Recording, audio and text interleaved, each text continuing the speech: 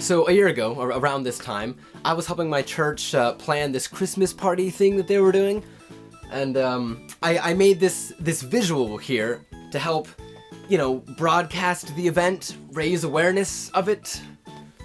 And I figured that no one would notice the error on it. I knew there was an error, technically speaking, but I figured that it would just, people would let it slide. I was wrong. So of course, when the pastor that day was preparing his sermon and was doing announcements and they put the visual up on the screen, someone called out the obvious error. It felt a little bit like that moment in Hitchhiker's Guide to the Galaxy when the giant computer finally tells everyone what the answer to the ultimate question, and someone yells out, 42? It felt kind of like that. It just, that's not a hamster! That's a guinea pig! Yeah, something like that. It's not a hamster, man. I chose it on purpose. I just figured it rolled off the tongue better. More fun than a hamster covered in tinsel. Whatever it was called, I don't even remember. I chose hamster. I knew it was a guinea pig, but I chose hamster because I felt like with the whole phrase, it rolled off the tongue better.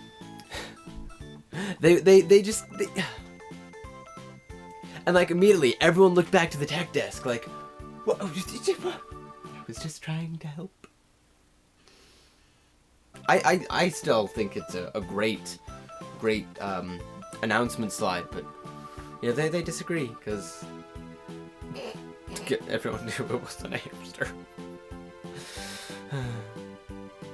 But that's not the only hamster-related story that I have for you today. Back in October this year, I was on Twitter one day when I made an important realization that hamster is just generally a funny word. That if you replace any component of a story with hamster in place of that, it just tends to make the story better. Let's test this principle of substitution. For example, my girlfriend and I just broke up.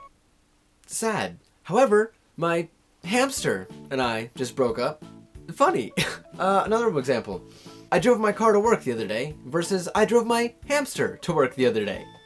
And I was sharing these all on Twitter. And my good friend Daniel Sanchez actually replied. I like what he said. I just read them. I would have to agree with you. I just uploaded a hamster, by the way. It's a good one. And my last example is as follows. I enjoy long walks on the beach versus I enjoy long hamsters on the beach. Suppose you could also say, I enjoy long walks on the hamster. So that's pretty much all I had to share with you today. Just this idea of substituting hamsters for things and how it's conveniently come up multiple times in my life. I don't know. Appropriate for this time of year, actually, I don't know. I was gonna say this was a hamster, but that might actually be a guinea pig. I found this somewhere. This little guy.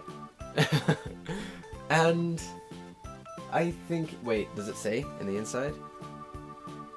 Nope, doesn't say what kind of animal he is. I think he's a guinea pig too, so that doesn't help me. Yeah, so that's all for today. I'll see you guys next time. Until then, have a great hamster. Whoa!